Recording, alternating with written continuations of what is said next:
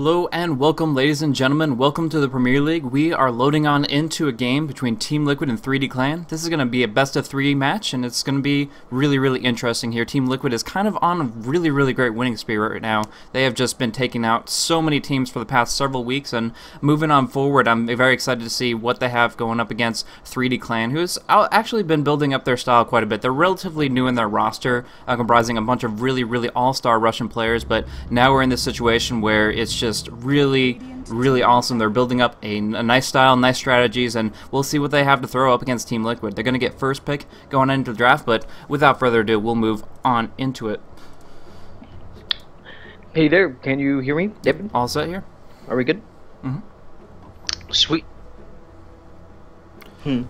Alright, I'm still getting... Okay, hopefully it just clears up on its own. Sure. But really standard ban coming out from 3D Clan. You're not going to allow Radiant to go and get a Wisp. Those mid pulls are just a little bit too strong, and just in general, Wisp is a terrifying hero to play against, and Team Liquid has shown they're very comfortable running aggressive Wisp-based lineups.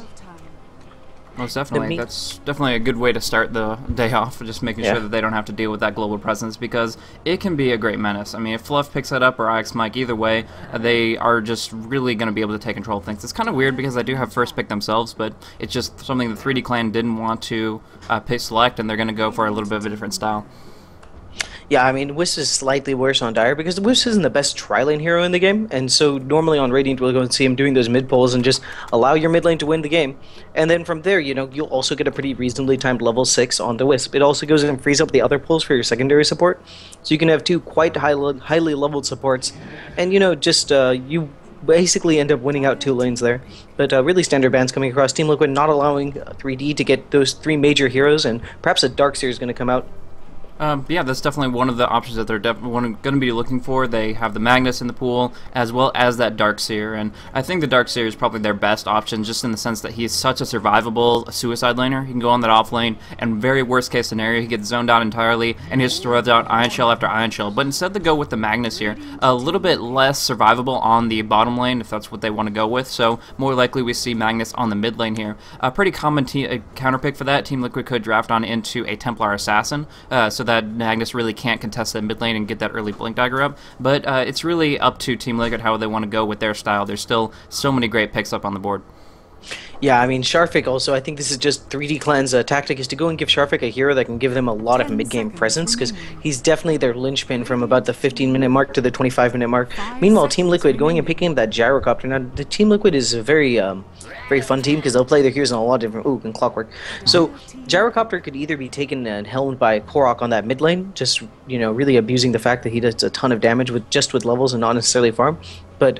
On the other hand, we could also see a TC farming Gyrocopter, and both of those situations work out very well for them, but I would have to guess that it is in fact going to be Korok taking this Gyrocopter on the mid lane, because with that Clockwork that is almost guaranteed to be helmed by Bulba, the combination is just so much mid-game presence that it's going to allow whatever hero TC decides to pick up to be able to get basic free farm. Oh wow, we're basically seeing all the signature heroes coming out from 3D Clan, the Magnus and the Anti-Mage, which is 100% going to be piloted by Nexus. Yeah, absolutely. So putting the Anti-Mage in the hands of Nexus allows him to farm so aggressively and move towards that Battle Fury rapidly. I think in this lane setting that we're probably going to see 3-1-1 where both of them go defensive tri-lanes. They'll put Bulba just to get some basic experience up on the top lane, and they'll do that with whatever offlaner they pick up for 3D Clan, maybe a Bounty Hunter or something. And from there, the Anti-Mage and whatever carry is picked up for Team Liquid will get relatively secure farm, and then I'm just kind of curious to see how that'll go from there. Obviously, Nexus will want to go for something like a Battle Fury to make sure that he can just increase his farm really quickly, jump up from just basic last hits in lane to farming up neutrals in the jungle, stacked up ancients, so on and so forth with that Battle Fury. So that's obviously what he's going to be looking for, and I believe Solo will be picking up the Bane, and also we see an IX Mech Shadow Demon picked up. Yeah, I mean, these are just great heroes to go and watch through. Banning out that Darkseer now, 3D Clan doesn't want to deal with it, and Darkseer is very good at defending towers and also just putting on even more pressure in teamfights. They can't allow Team Liquid to get any other big AoE spells, because at that point it will just get a little bit too difficult for them to deal with. Something like Vacuum into Call Down with Cogs backing up and just a lot of, you know, extra setup and extra damage coming out from that Shadow Demon. It's a little bit too much. They don't want to deal with it. 3D Clan right now, they're basically allowing themselves to have a lot of pickoffs in the mid game between that Magnus and Bane. And beyond that, split push, so they're going to avoid the team fight of Team Liquid almost entirely. They just don't want to deal with it. Let Nexus go and get a quick Battle Fury and just keep farming and keep farming and keep farming. And eventually, he will have the items, and if Team Liquid doesn't have the items to contest him, he'll be able to go on, 1v5. And if they do have the items, he's still slippery enough with that Magnus and Bane being off the table, being on 3D Clan's team, that he can provide a lot of pressure in team fights just with Manta Illusions. However, Shadow Demon being picked up against Anti-Mage, it's a very hard counter. Not hard counter, but it makes it very difficult for Anti-Mage to survive, because those illusions will get one set of autos off on the Anti-Mage. And, his mana pool is surprisingly relevant. Also, going and sending those illusions onto heroes like Bane and Magnus is an absolute nightmare for 3D Clan. Most definitely. So yeah, the Anti-Mage in that situation is going to have a difficult time in lane once he starts going up against the Shadow Demon, but I think he's probably not going to prioritize Mana Break for a long time, maybe put 1 point in it, but focus on just making sure he has plenty of stats to last hit, blink mobility once he picks up that Battle Fury, so on and so forth. Along with that, they drafted up the Bane simultaneously with the AM, so they don't have to worry about something like a Fiend's Grip locking down Anti-Mage. He's one of those heroes that, like you said, is very hard to lock down, and the Cog's not really going to do too much to help with that situation unless they get a silencing hero, like maybe if they wanted to shift up Gyrocopter's role to a carry and pick up a Puck for Korok, that could be very powerful, but that's one great thing about Team Liquid is they're very flexible and can play things different ways. I definitely think when they drafted it up, they intended to send Korok on the mid with the Gyro, because once he farms up that Shadow Blade, he is just so aggressive and such a menace for the opposition, but it'll still be interesting to see how these different stages of the game break down. And right now, one thing to note about 3D Clan's draft is they're not banning out any heroes that Fluff and stuff would be picking up, so there's a lot of micro-intensive, supportive heroes that he has on the table, such as Visage. Yeah, I mean, this is actually a little bit strange. Normally we see all those things get respect banned very early on, so Fluff is actually going to have his pick of the litter when it comes to support heroes. Team Liquid, on the other hand, I love their bans. They're going and banning out all those kind of global presence heroes. They already know there's going to be a lot of pressure on the map from that Magnus and that Bane. They don't want to go and allow that to get even worse with that Bounty Hunter, with that Nature's Prophet, because they want to go and prevent the 3D from getting any picks unnecessarily. If they can force things into teamfight situations, I think Team Liquid has a very high advantage now, even though they're playing against the Magnus, which is saying quite a bit. But 3D Clan just doesn't have that kind of follow-up, AoE damage to really make that reverse polarity work until it's late game where, an empowered Battle Fury Anti-Mage can cleave down, most of Team Liquid's heroes in a couple swipes. Along with that, Team Liquid hasn't really drafted up super mana-intensive heroes. I mean, Shadow Demon, of course, is Intellect, but Anti-Mage jumping on in, and if he gets a full reverse polarity to just auto-attack on down on a single target, like, there's no Queen of Pain or Outworld Devour or anything like that to DPS onto, so yeah, you can bring the Shadow Demon down to 0 mana, use his Void to just create this explosion of damage, but it's not going to necessarily be like one of those situations where you can one-shot the entire team with it. It's still going to be a really nice burst, based on the fact that, again, Shadow Demon is Intellect, but right now Team Liquid isn't kind of playing to the heroes that Anti-Mage loves to play against. Instead, every single one of them can be mobile, be active, and maneuver around him. And from there, AM is kind of in a sore spot. He wants to be able to just jump on people that he can empty their mana pool really quickly, burst them down with his ultimate, and get on, get out, and just stay mobile on the map. But Team Liquid has some good pickoff potential. Now, I'm curious, the Storm Spirit wasn't banned on out. If they want to run an offlane Magnus, now is the time to pick up that Storm. But I definitely think that Sharfik is going to probably just be more inclined towards that Magnus. They just have to decide what they're going to offlane instead. But like you said, Team Liquid banning out some really interesting heroes, some global presence from the Prophet, and some really, really powerful momentum-shifting offlane powerhouse of the Bounty Hunter. So those two taken out, there's not too many offlane heroes that can really be recommended at this stage in the game. I mean, they're dwindling down into the single digits at the very least, so we'll have to see what they end up going with here. But they actually pick up a Lina for right now. It works well with the Bane. Popping off the Nightmare is kind of like the Shadow Demon's Disruption to set things up. So start the Light Strike Array going, and it will make a very powerful tri-lane if Bane, Lina, and Anti-Mage want to lane top together, but I'm not sure if it's still going to be enough to bring down Clockwork. One interesting thing that 3D might do is actually just pick up a Naix and aggressively tri-lane with the Bane and the Lina. And the only reason I say this is because 3D has shown they have no hesitancy in putting Nexus in awful situations where he has to go in solo and against really in really bad lanes, and just having him pick up the farm later. And with that Bane and Magnus picked up so early, that would be a very aggressive trial. With the Bane, the Lina, and the Nakes, they decide to do that, they can shut down whoever's Team Liquid's farmer is fairly effectively. And if Team Liquid goes for something like an Enchantress right now, that might put them in a bit of a rough situation because they won't have any lane presence until that Enchantress comes around to gank. It really is in 3D's court right now what they decide to go for. And there's the puck. So I think they are going to transition this role. There is that aspect of the gyrocopter can be played in multiple ways. It's very flexible, and that's kind of the same way as what we see the players of Team Liquid in general. They have different roles. The 1, 2, and 3 has been shifted multiple times over between TC, Korok, and Bulba. So we're going to most likely see gyrocopter getting the farm priority here, and he will be able to dish out a ton of AoE damage. Meanwhile, Puck is going to be going on that mid lane. Korok loves that hero and can be so dynamic and aggressive with him. So he can jump around, pop off orb, jaunt. He can just go to and fro wherever he needs to. And I think he's going to not only have great rune control early on in the game, but have a lot of presence in trying to shut down this anti-mage. If they follow a disruption with a waning rift from the Puck, that AM, if he skills any mana break at all, is going to have a very rough time maneuvering in a team fight. Yes, but I mean, Korok is going to have to be careful, because if he doesn't get caught by that anti-mage with that Mana Void, he can actually get his entire team killed. Puck, naturally a very high int hero, and while he's difficult to lock down, once you get it, he's very, very squishy. And they do have the tools to go and lock him down, as you were talking about, Nightmare into Light Strike Array, Reverse Polarity. Korok has shown he is a very skilled puck player, and he's going to need to use all of that to make sure that he's able to give the contribution his team needs. Another thing to note is a crazy range of initiation on Team Liquid. Oh, Windrunner. Okay. So they're probably just going to do a traditional only. Oh, I was confused there for a second. Yeah, that's pretty much what I figured. The range of initiation on Team Liquid is great, though. Yeah, no, that seems pretty standard. But so between Clockwork Hook, Puck orbing in, and just the Gyrocopter's homing missile is actually very long range as well. They have a lot of spells that they can cast from very far away and whittle down the enemy opposition, which is going to help them when they want to go high ground, because they don't have any kind of dedicated pushing hero that would make it easy for them to go quickly, and I don't think they want to draw it out. Not that Gyrocopter isn't a force to be reckoned with in the late game, but it just doesn't seem necessary when you have such strong mid-game heroes like the Clockwork and the Puck already drafted.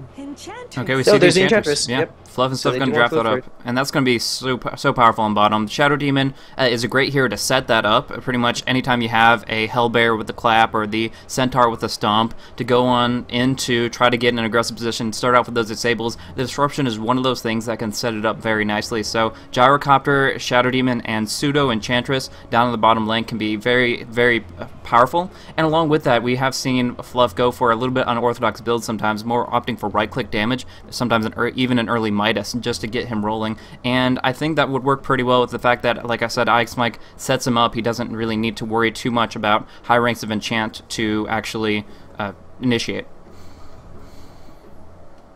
Yeah, I mean, that might actually be the way to go this game, because there's nothing that can really punish the Gyrocopter in the early game. The thing about picking Windrunner and not going for anything aggressive is they kind of see the fact that TC is going to get farm. And that means that, for the first maybe like 10 minutes, the ball is going to be entirely in Liquid's court. They can play as aggressively as they want, because on the other side, if the Bane and Lina decide to roam, they can get something done. But then you're just allowing Bulba's Clockwork to farm, and that's a really, really poor choice in my opinion. Bulba can already do so much with absolutely nothing, and when he starts to get items, he completely gets out of control. I think that Team Liquid's found a really good spot here. They can maybe get a quick tower on bot, and then just transition into going and controlling the rest of the game, making it go at their pace. Yeah, definitely. So we do see, starting off, that we are going to have Solo and Dread piloting up on the Lina and Bane, respectively, helping out Nexus on the top lane, presumably, with Sharfik actually picking up the Windrunner. That's a little bit interesting here. Cool. We do see Servorka, I believe. I'm not sure, but if that's accurate there, kind of a stand-in for 3D as they change out their lineup a little bit. They did say they were having a bit of fluctuation in their roster, so him filling in that role, and we'll have to see what this individual player has up his sleeve for us. But beyond that, we are seeing Korok go for a very aggressive right-click oriented build as far as trying to get last hits early on, and I think that'll work out very, very effectively for Korok in the mid lane. He'll still make up the last hits to get the bottle at a good time, and even if he doesn't pick up the 2-minute rune, he's still going to be able to control nicely just by having a very stable CS and kind of controlling from there. One other interesting thing to note is we might see Ix Mike go and solely do those mid pulls and allow a TC to go and solo farm bot. He's already picked up a Wraith Band and he has 6 tangos. They've pulled tangos onto him, which means that he's going to have a great time lasting, especially against a Magnus, who probably, honestly, is going to start off in the jungle and try to get his levels and experience that way. TC is going to just be able to get all the farm he wants. The Puck is going to win mid through just, really abusive mid pulls. Not abusive, but like, just very well-timed mid pulls. IX Mike does this all the time and he's very, very good at it. And, Enchantress can go and solo farm. There's just very well-thought-out lineups coming out from Liquid. They don't want to... Oh, Bubble just cogsing casually at top lane. Yeah, just throwing out 50 mana, not too much of a cost, and he's just going to retreat for now. I guess he doesn't have really too many intentions going up against that very, very dangerous lineup of the Anti-Mage Bane. But he doesn't have too many options. He's not one of those heroes that can... Oh, he's blocking the creeps with it. Okay, that makes a lot more sense. Yeah. That's really interesting. So he's pulling back the creep wave, trying to get the creep equilibrium at a safer position where he can maneuver more effectively. And while there's a little bit less action, I want to actually highlight on something. I didn't know if this was a feature in the most recent patch, but can you see on the minimap where my camera is located? Because I think I'm seeing yours, and that is a pretty cool feature implemented by Valve if that's the case. Okay, where am I looking right now? On the Roche pit? Yeah, but I can... So where are you? Like, let me try Mid. to see it. Oh, I think I can catch it. Yeah, are we synced up? Yeah, okay, that's very cool. Oh, that's so cool. Anyways, that was just a small thing that I did not know was made it into the patch notes, so I think that's a really cool feature added to the spectator mode, and I'll just leave it at that. But yeah, that is very interesting as we move on forward into the game. So we do see, starting off, Gyrocopter sitting at 6 CS, kind of matching Nexus. They're going head-to-head on opposite sides of lanes, of course, but on opposite sides of the map, they're going to be able to pretty much maneuver to make sure they get every little inch of CS and try to move themselves in towards some big items in the mid-game. Yep, and 3D's doing their, pretty routine thing where they try to get their supports as much farm as possible in these trial lanes, and I think it's going to work out really well for them, especially when you have, like, Dread playing that Bane. He's shown himself very competent on the hero, and that's a hero that does require a lot of mana, though, a lot of levels, though, especially when you consider he'll be going against Korok's Puck. You don't want the supports to ever get underleveled when you're playing against as aggressive a mid player as Korok, because he'll just, take time out of his day to go and make sure to solo kill them, and while we don't normally consider Puck like a very strong solo killing hero, man, Korok's gone and proved me wrong on multiple occasions, which makes it really, really irritating because I end up missing quite a few kills. Looks like on the bot lane, Sharfik's going to just, happily grab that invisibility rune, while Fluff just a little bit too slow to get it. I'm curious to see what Fluff will go for. He's got the sentries to go and counterward any little bits of stopping that they might have tried for him, but he's going for a weird build already. He's got well, this isn't necessarily strange because you don't actually need Nature's Attendance if you're just looking to solo the jungle, and the additional stat surprisingly faster, just a little bit more damage, a little bit more attack speed from the agility. But I'm curious to see how he's going to keep doing that. They're not really looking to pressure this tower, especially since IX Mike is mid and just supporting the Puck so well with those constant mid pulls. So we actually might see another fast Midas coming out from Enchantress, but no. Instead, it looks like he has upgraded the courier and just waiting on it right now. Fluff instead going for that early Basilius, so I take it all back. They are in fact looking to push. Yeah, for sure. Now, one really neat thing, IX Mike, the last time that we saw him in the Premier League, he was playing a Nyx Assassin on mid and had some issues with the mid pulls, but finding a very consistent solution to that, using the Shadow Poison, make sure that you constantly have visions on these neutrals so that they won't get fogged out and the creeps will just walk away from that position there. So making sure that your creeps continuously have vision means that those pulls will keep happening, and that will make sure that the creep equilibrium is a lot better for Korok on the mid versus Sharfik, and from there, of course, IX Mike going to get some free experience. Korok has been playing really aggressively over here, and he has all the reason to with the kind of position of the creeps as they are. Sharfik using that power shot to clear the creep wave, but Korok saying, okay, well, that's a free opportunity for plenty of free right clicks here, and he's actually going to force out Sharfik in his Invisor, and tried to Waning Rift him, and if he did go a little bit further with that orb, it would have been enough damage, but just kind of phase shifting on through, playing cat and mouse, poking back and forth, but not too much happening in the end. But up top, Bulba is trying to get in an aggressive position. He wants to get some real experience, but for the moment, sitting on level 1.5, and oh no, look at the Magnus. I think he's gonna die to neutrals here. Okay, yeah, that's a very rough spot for him to be in. Lena trying to help him out solo, doing what she can, but no, it's just too much damage. Got a little bit in over his head and stacked it up very extensively, but there's only so much you can do in that situation. Yeah, he tried to skewer to the high ground. Oh, and yeah. just, like, Yeah, so he tried to kill him in power, but just a little bit too short. Got a little bit greedy there, but I'm sure that Lena doesn't mind too much. They're probably just going to go and clear that camp. Oh no, in fact, they're being polite and waiting for their Magnus to come back. A little bit of a loss there, but honestly not that much. I'm sure it looks like he bought before he died. He had plenty of time to consider the consequences of his actions there. Most definitely. Yeah, that's just unfortunate. With the rank 1 skewer, it's only 600 range, so you have to be very precise on the position you want to be in to be able to be in the right spot, stacking up and farming away where the creeps can't actually reach you. But obviously not being the case there, just catching himself in a bad spot, and unfortunately that does could slow his farm down considerably. When you compare his farm to Fluff's, Fluff Stuff is actually sitting at 330 experience per minute and a GPM of 227. That's way more than the Magnus has gotten whatsoever, and yeah, he's going to make it up to the high ground where he was looking for, but it's just interesting in that interaction where if he messes up the positioning of that, then he's not going to be able to get the farm that he's looking for, and has to be very cautious about that. Yeah, I think he's messed it up again, though, because I think he's on the wrong cliff. Like, I don't know what he's trying to do here, but it seems like he can't get an angle to auto-attack, and since he killed all the trees, he's going and grabbing those melee creeps that would be the easiest ones to attack down, and they're just walking to him. So he's going to be in a really, really rough spot right now. But if you consider him, like, Bulba's still underleveled. Yeah, did he get...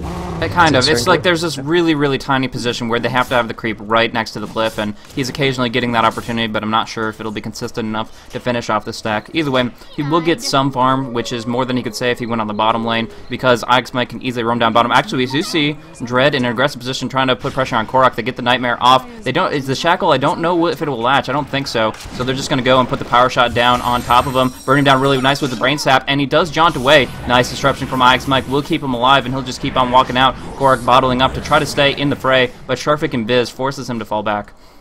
Yeah, I mean, that's just good rotation from Dread. Going and putting a little bit of pressure on Korok is pretty necessary here. He's probably just going to go and bottle core that back up, but it's a little bit of breathing room for Sharfik, and it forces, Ix Mike to leave his jungle, where he's been having a great time. He's got boots, and I'm sure he's gone and bought a pair of popping off the ultimate. He's going to go on through with that Rift, and though there is the Wind Run up on Wind Runner, if they can just get a little bit extra damage to finish off Sharfik, it could be a lot. The Shackle comes out through onto Ix Mike. Is the last auto attack going to come through? Shadow Poison gets it. First blood for Ix Mike, just ticking off that tiny bit of damage with the rank 2 Shadow Poison, and putting some points on the board for Liquid. Yeah, I mean, this build is getting more and more common these days, but I just have to mention how much I love it. We were also talking about the range of initiation coming out from Team Liquid, and this is just another way of doing that. That additional range on Shadow Poison is actually huge. Also, Impetus, they actually, which, by the way, this Enchantress is level 7 and absolutely terrifying. I really don't know what that second Sage's mask is for. I said, well, it must be an urn. Actually, I would have to bet it's an urn. I can't imagine. We've seen Fluff go for some interesting Midas first builds and, really, really fast hexes, but I can't imagine he's going for anything like an Orchid this game.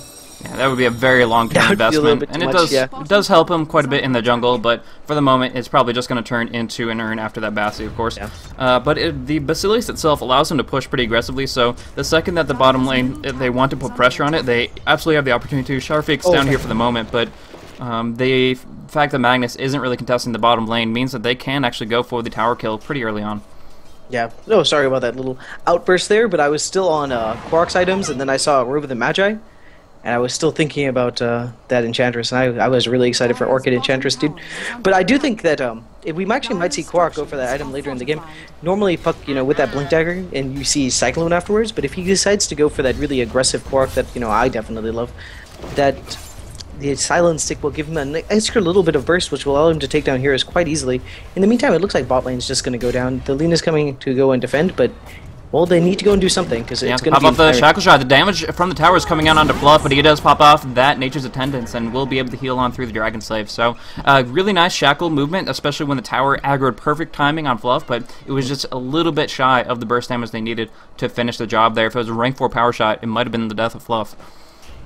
Yep, just, that's just going to show those mid pulls are, paying dividends even in other lanes. The fact that Sharfik is a little bit lower on levels is just helping them out everywhere they go. But, hero to watch is definitely Nexus up on top. He's just about maybe 1,000 gold away from his Battle Fury. And when that comes out, it's just going to go and mean that Team Liquid's going to have to play a completely different game. They're going to have to play the, how are we going to deal with this anti-mage eventually game. On the other hand, though, their Clockwork is about to hit level 6, and if they want to start playing aggressively on him, they have the chance. TC has already finished that Shadow Blade up on bot lane. Korok's doing fine middle. He's not really that close to anything resembling a dagger, but oh, it looks like he's just going to go and get a solo kill on the Magnus. Oh, yeah. Big damage coming on through, and Magnus going to try to get away, but will not disjoint that last auto attack from Puck. And yeah, like I mentioned, the build that he's going right now, he has actually a surprising amount of right-click damage, has 86 right now, and he's going to be moving in towards full treads to be able to keep that at a very high output. So now they're putting pressure on the mid lane. Again, the Bassi helping this Ursa Smasher tank up aggressively right here with a large amount of armor mitigation. They're not going to put into the deny range threshold just yet, as they know 2 TPs coming on through. They're just going to fall back from here, but they've put the damage on in, whether on the bottom lane or the mid lane. They can take any tower at any time, and they just need pretty much a reason or an excuse to do it. But in the meantime, we do see up on top that Nexus is just shy of that Battle Fury, only needs 600 some odd gold, and he will have it complete, and that's pretty very fast. I mean, 11 minutes in, if he can pick that up and start utilizing the stacks that Magnus kind of was setting up for his team in general, but now it's kind of have him cleared out pretty much across the board. It just means so that they can go very aggressive with their farming and make sure that there's a lot. Actually, speaking of aggression, TC coming out. It does pop out that call down onto Dread. Big damage coming on through, and that last missile should hit to almost bring him down. He's so slow now that he should drop right here. Nice brain sap on the creep, trying to keep him just healed up to survive on through this, but this Shadow Blade is going to allow him to close the distance in the end. So Dread is trying to send him on this wild goose chase, but I can't imagine he'll evade him for much longer. Yeah, so that is the end of it there, and nice movement from Bulba, A-clicking onto TC so that he would tank up the Nightmare, allowing his ally to actually keep the aggression up. Yeah, I mean, I gotta say, those are pretty good jukes from Dread, even though it's, you know, it wasn't able to come to anything. It's just more time wasted, and it looks like Sharfik and Korok are having a little smacking match in the mid lane. Nothing coming of it, though. Decided not to use that Shackle Shot. Bot lane, this Magnus is having a really rough time. He's sitting at 15 creeps in 11 minutes. He doesn't even have level 6, and he's getting fairly close, but without Arcane Boots, all his item timers are going to be really late, and he's not going to be that kind of mid-game presence that you normally expect out of Magnus. This is what happens when you offlane the Magnus, and they tried to go and get him levels and farm in the jungle, and it just didn't work out. I think it just shows a little bit of inexperience with that kind of Magnus coming out from Team 3D. They've shown very confident Clockwork initiation on mid lane. They do pop off the orb as well. Big damage onto Sharfik, and he should drop down. I mean, he's such a bad spot. Magic Wand keeps him alive for a moment, but TC finishing it off with a quick right click from the Shadow Blade, and now Dread dropping pretty low. They pop off the Dream Coil to make sure that he is locked down, and that is one dead Bane as well, taking the tier 1 tower as well. So adding that all up, they're jumping up to a 4,000 gold advantage, a 5.5k experience advantage, and that exchange was just 100% in favor of Team Liquid here. Going on solo, he's going to get the kill as well. He doesn't have phase shift, but doesn't need it to survive away from the tower, TPing away, and yeah, that is going to be, what, 3 kills for absolutely nothing along with a tower? The only thing they have to worry about is Anti-Mage. Yeah, I mean, and here I think this is a thing we see consistently with Team 3D. Is he going to lose the courier? The courier is going to drop down. Right, they pop up the Demonic Purge to slow it down. One more right click up the hill, still gets it, and will be able to prevent. I mean, the Nexus still gets this Battle Fury, but putting the courier in the grave is still a very big deal. And on top of that, the tier 1 falls on bottom. The gold graph just completely, as soon as they knew their timing, saw this small opening and initiated that Bulba initiation, set off a chain of events that's just skyrocketed the gold advantage in favor of Liquid. Yep, and that's like the power of Clockwork. It's just a little bit more long-range initiation, just pumping the damage just a bit higher. He does have that hook shot. Let's see if he decides to go for something. He's getting dangerously close to it if he wants to do it. Nope, just backing off. They don't know where the enemy team is. We'll feel that it's not worth taking a chance. In the meantime, Dread just hasn't been able to get that much going. He's been in a very rough spot, and it's going to be even more difficult because the Puck can always stand really far away and then blink in and silence you out of your ultimate. If he wants to get really consistent Fiend scripts off, he's going to have to go and pick up that PKB, and I can't imagine that's going to happen anytime soon. Bulba super aggressive right here, pops off that battery assault, and Cogs on in. Magnus after the skewer means he cannot escape, and instead will be dropped down, so they get a nice pick off on him. No reverse polarity for the next 20 seconds, and from there they can finish off this tier 1, but they want to go for more kills. They pick up the Anti-Mage, actually. Didn't see how low life he was, but must have been a little bit low, farming up that jungle, and got picked off completely. Now, initiating on in, Korok gets that Dream Coil off. Sharfik stunned up. They actually ulti Clockwork onto his ally, but it doesn't matter in the end. They're still going to get all these kills, all these abilities just coming on through, and there's really no hope for 3D Clan in these exchanges whatsoever. Korok blinking to safety. The tier 1 falls to the creeps, and from there they have full control of the map. 12-0 right now. Yeah, and this is just kind of the problem we see with Team 3D Clan, rather, is that they if they're in the driver's seat, if they're able to go and take an early advantage, they can steamroll their enemies. They can just, you know, really, really dominate the game. But as soon as they, oh my god, then it died. Okay. Yep, Shadowblade, TP down That's a bottom, good- no problem. Yep. But when they get in this kind of situation where they fall far behind, their ability to recover is actually, I'd say, probably their weakest spot. They can do it off the back of, you know, some amazing play from all their players, really. They have a very talented squad. But against a team like Team Liquid, who are so good at playing defensively, so good at grouping up together as we see them on the top lane, I'm just not sure if they're going to be able to do it. It seems like this time they were going to be able to get out, but if that TP, no, not actually going to commit to that one.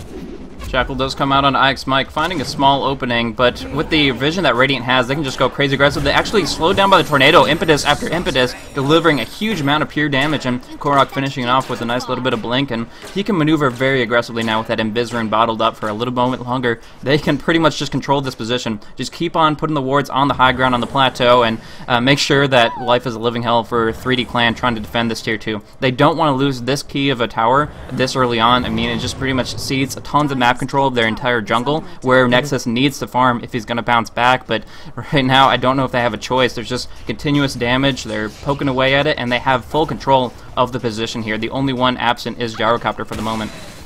Yeah, and with that Puck's Dream Coil is up, so with them grouped like this, they're putting themselves in a very dangerous situation, because if Korok decides to go in, he can go and get off a huge Dream Coil. It seems like his allies are a little bit too far. Oh. Bulba again with a hook shot on his ally. I think this is IX Mike both times. Anyways, there is a disruption onto the Magnus. He's gonna not get the RP off, unfortunately, drop down too quickly. Dread brain sapping onto Bulba, but the damage is still there either way. Bulba face tanks both the brain sap and the Luna Blade, and now Dread is gonna take a fall. So that exchange is just too much. It's really a triple kill for TC. He came, swooped on in, has tons of damage output with that Shadowblade Yasha, and just cleaned house.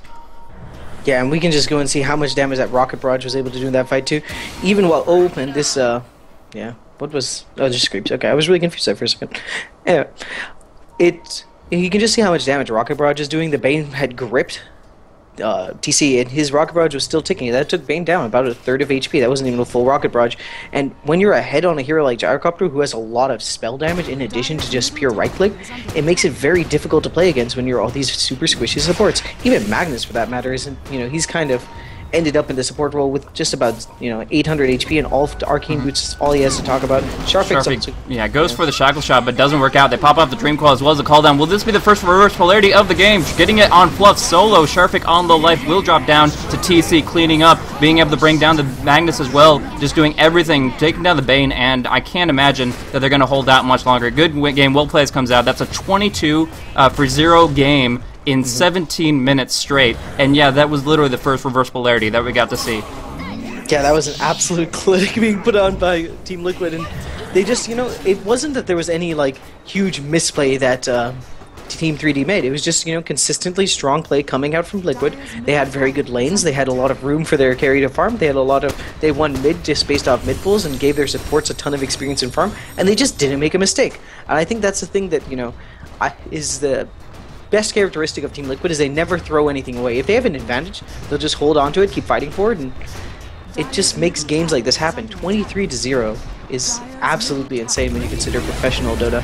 Yeah, it's ridiculous. I mean, if there's ever a stomp in this situation, it's just, it was 100% a shutout. Not a single thing to hope for in terms of 3D Clan. All they had was a Battle Fury Anti-Mage, and they did get it a great time, but it just didn't show anything. Even Dagon coming out on Korok at the very end there, just to add a little bit of salt in the wound, and they were easily able to just completely dominate all over the map there. So really, really smooth game from them, and although 3D Clan have to feel pretty bad about that score, I don't think that they were 100% at fault. It was just really smooth play from Liquid. They were able to flank in and get so much advantage through really, really cool skirmishes.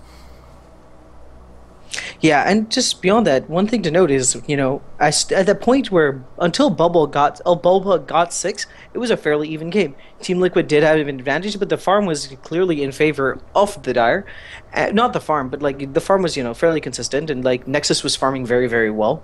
The mid was doing okay, and they hadn't lost any towers. But Team Liquid, just recognizing when they were strong, they all just grouped up together and immediately pushed. And that cohesion and that amount of coordination was absolutely devastating for poor Team 3D Clan.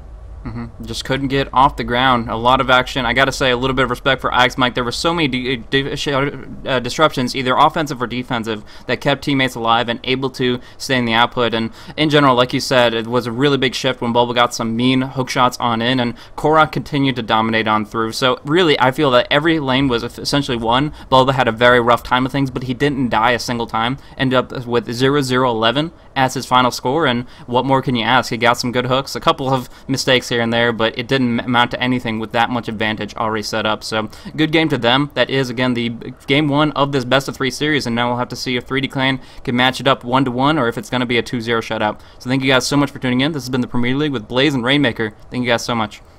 Cheers, guys.